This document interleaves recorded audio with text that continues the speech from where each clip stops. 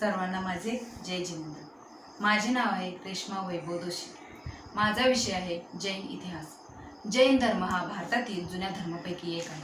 या धर्माचा जन्म हिंदू धर्मातूनच झाला। 24 तीर्थंकरांची संपन्न परंपरा या धर्माला लाभली। भगवान महावीर हे धर्माचे 24वे तीर्थंकर।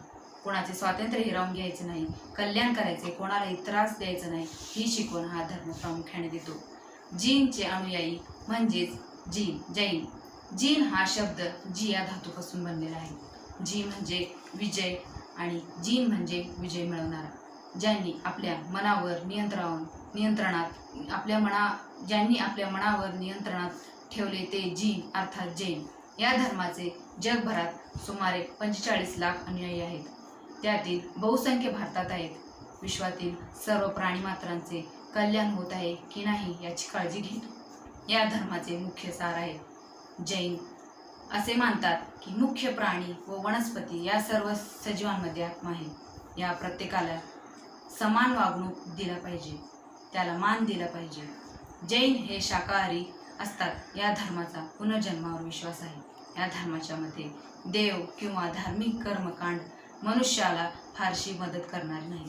त्याऐवजी श्रद्धा, योगदान व योग्य वर्तणूक ही महत्त्वाची आहेत। या धर्माची शिकवण पाच महावृत्तातून स्पष्ट होते।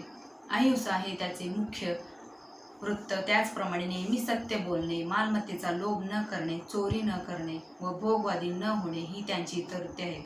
जैन धर्माचे 2 पंथ आहेत, दिगंबर, श्वेतांबर, साधू साध्वी व श्रावक श्राविका अशी काही या धर्मातील संज्ञा आहेत। श्रावक व श्राविका धर्माने सांगितलेली तत्त्वे नियम पाळत असतात। या धर्मातील साधू साध्वी देशभर पायी भ्रमण करीत असतात। जैन नीतिशास्त्र जैन तत्वज्ञानावर आधारलेले आहे।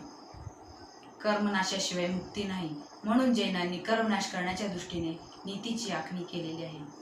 गृहस्थ धर्म आणि साधू धर्म हे त्या नीतीचे 2 भाग आहेत। हे दोन्ही धर्म एका दिशेने जातात। गृहस्थ धर्म हा सौम्य केलेला साधू धर्म आहे। साधूला सर्व प्रकारच्या हिंसेचा त्याग करावा लागतो, तर गृहस्थाला स्थूल मानाने हिंसेचा त्याग करायचा असतो। तो आपल्या निर्वाहासाठी एखादा योग्य उद्योग करू शकतो। आपल्या आणि आपल्या कुटुंबाच्या अगर देशाच्या रक्षणासाठी शस्त्रही धारण करू शकतो।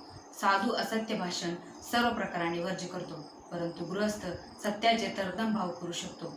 औचर्य करण्याचा साधूला तरतम भाव करू शकतो। औचर्य करणाऱ्या साधूला कोणतीही वस्तू दिल्याशिवाय घेता येणार नाही। गृहस्थाच्या बाबतीत पुष्कळ सवलत आहे।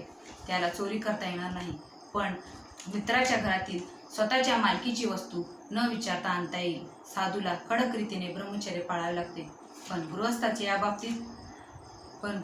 या बाबतीतले व्रत सदा संतोष। साधूला कोणताही परिग्रह म्हणजे घरदार, सामान, नोकरी, जमीन जुमला इत्यादी ठेवता येणार नाही, पण गृहस्थाला विशिष्ट मर्यादेपर्यंत हे सर्व ठेवता येईल। लोभाचा त्याग हा परिग्रहामध्ये महत्त्वाचा भाग आहे। लोभाचा त्याग म्हणजे पुन्हा हिंसा आलीच। सूर्यास्तानंतर न जेवणे, पाणी गाळून पिवणे, मदिरा त्याग, मीत भाषण, जीवजंतू तोंडात जाऊ नये म्हणून मुखपट्टी बांधणे इत्यादी साधूच्या आणि गृहस्थाच्या सर्व नियमांचा विचार केला तर त्या ठिकाणी वेगवेगळ्या स्वरूपात अहिंसा सांगितले आहे। मोक्ष मार्गावर असणाऱ्या साधकांचे त्यांच्या प्रगतीला व पदाला अनुसरून 5 प्रकार केलेले आहेत। हे 5ही प्रकारचे साधक संसारी जीवांना मार्गदर्शन आणि आदर्शभूष केल्याने त्यांना जैन धर्मामध्ये पंचपरमेष्ठी म्हणतात। आर्यन, सिद्ध, साधू, आचार्य, उपाध्याय हे पंचपरमेष्ठी होत।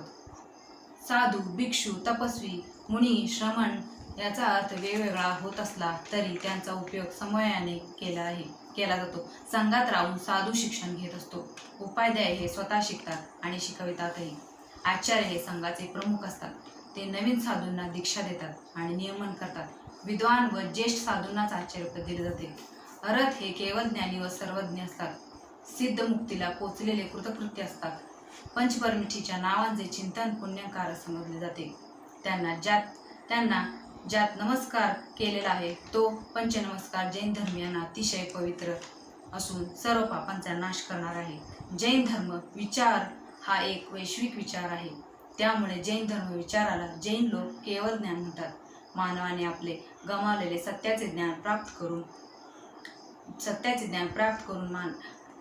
करून घ्यावे व मोक्ष साधावा म्हणून भगवान महावीरांनी मुख्यतः 5 तत्वांचा पुरस्कार केला. अहिंसा, सत्य, शौर्य, त्याग, ब्रह्मचर्य. माणसाने कुणीही जीवाला वेदना होऊन देऊ नये.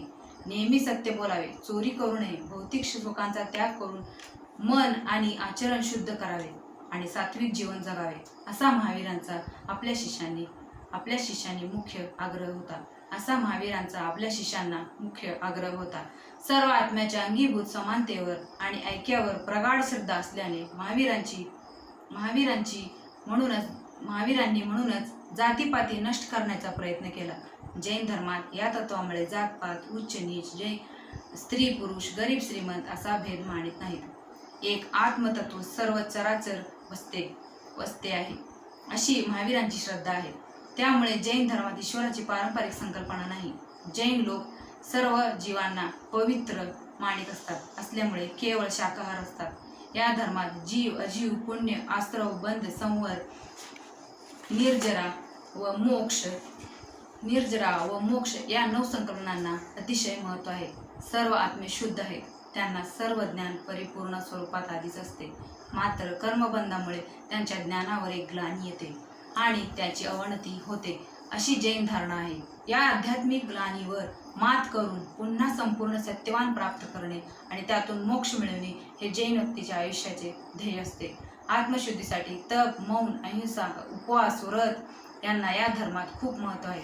जगापेक्षा, इतरांपेक्षा स्वतःवर विजय मिळवणे अधिक महत्त्वाचे मानणारा हा अत्यंत आगळा वेगळा जैन धर्म आहे. जय जिनेंद्र.